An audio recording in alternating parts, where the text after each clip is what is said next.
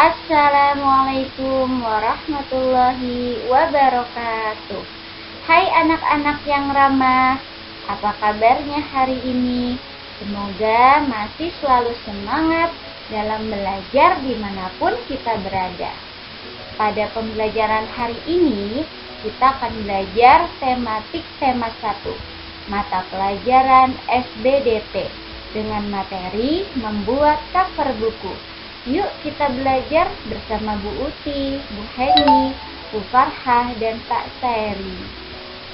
Kita bahas satu persatu ya. Pertama-tama, kita akan membahas terlebih dahulu tentang apa itu cover buku. Sampul buku atau yang biasa disebut dengan cover buku adalah salah satu dari bagian kulit buku. Jadi, cover buku adalah bagian terluar dari buku yang memiliki 3 bagian, yaitu cover depan, punggung buku, dan cover belakang. Kalian bisa melihat contoh cover buku di bawah ini ya. Ini ada cover buku dengan judul Sepotong Pagi. Nah, anak-anak, kira-kira apa ya manfaat buku? Kenapa dalam sebuah buku harus terdapat yang namanya cover buku?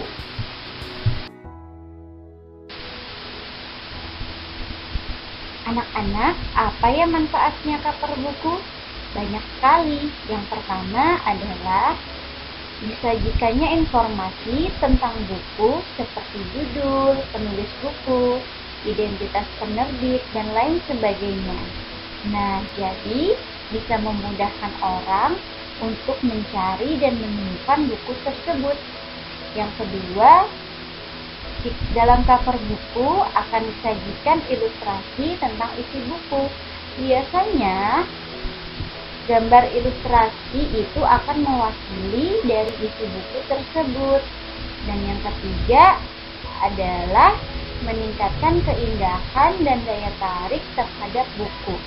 Karena biasanya dalam cover buku itu terdapat gambar ilustrasi atau warna-warna yang menarik. Jadi bisa meningkatkan keindahan dan daya tarik terhadap buku. Dan yang terakhir, manfaat dari cover buku adalah agar bisa dipajang di toko online. Zaman sekarang banyak sekali toko-toko online, sehingga jika kita ingin menjual buku, pasti yang akan dipajang adalah cover bukunya, supaya menarik minat para pembeli.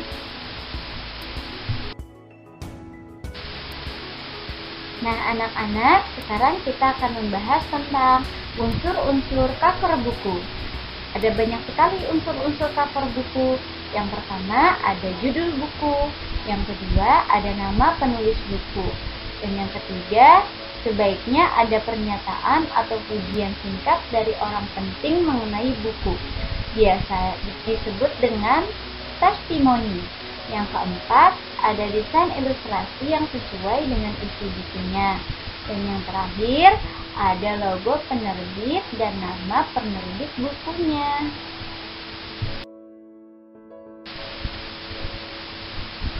Nah, anak-anak, sekarang kita akan membahas tentang unsur-unsur dalam cover buku. Kalian bisa melihat cover buku bagian depan. Di situ ada unsur buku penulis, nama penulis.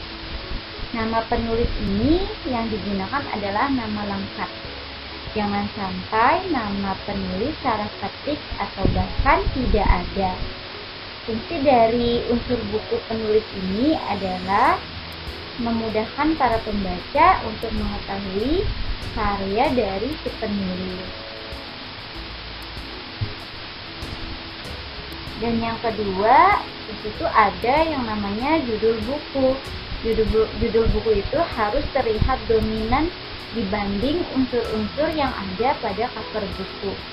Jadi, judul buku harus dibuat jelas agar para pembaca tidak perlu susah-susah membacanya.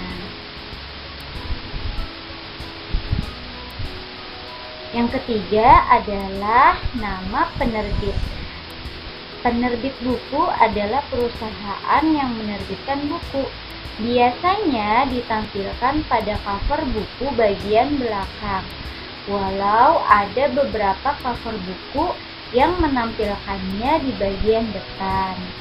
Jika penerbit tersebut mempunyai logo, biasanya logonya akan diletakkan di bagian pojok kanan sebelah atas cover buku dan diletakkan pada bagian depan cover buku.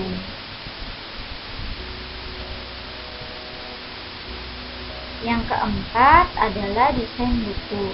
Jadi, desain cover buku ini harus dibuat dengan menarik dan harus mewakili isi buku.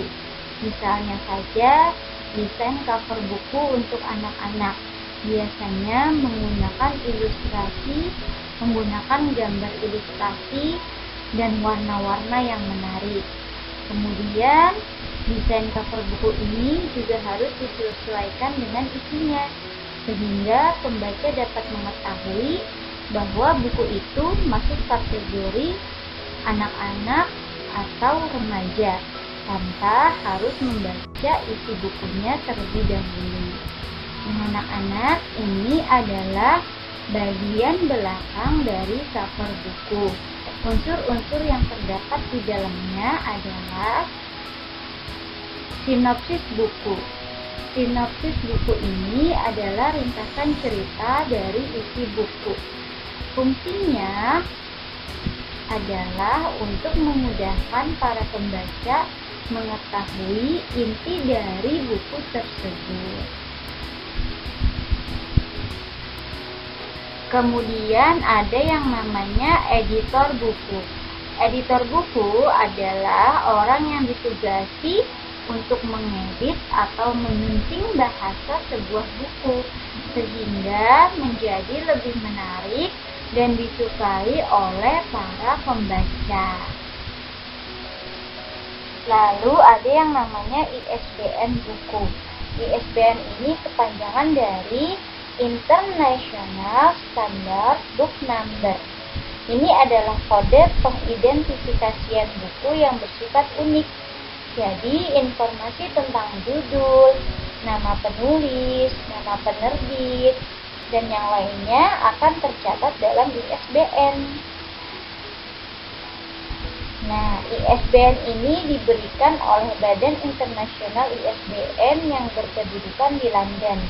Sedangkan di Indonesia, Perpustakaan Nasional RI merupakan badan nasional ISBN yang berhak memberikan ISBN kepada penerbit yang berada di wilayah Indonesia.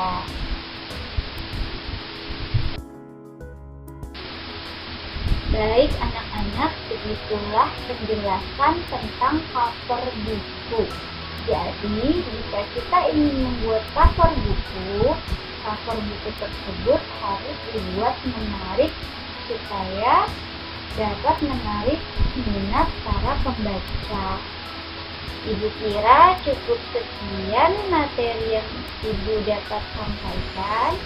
Semoga dengan materi tersebut kalian bisa mendapatkan pemahaman yang baik tentang cover buku. Cukup sekian dan terima kasih. Kita akan bertemu lagi di pembelajaran berikutnya.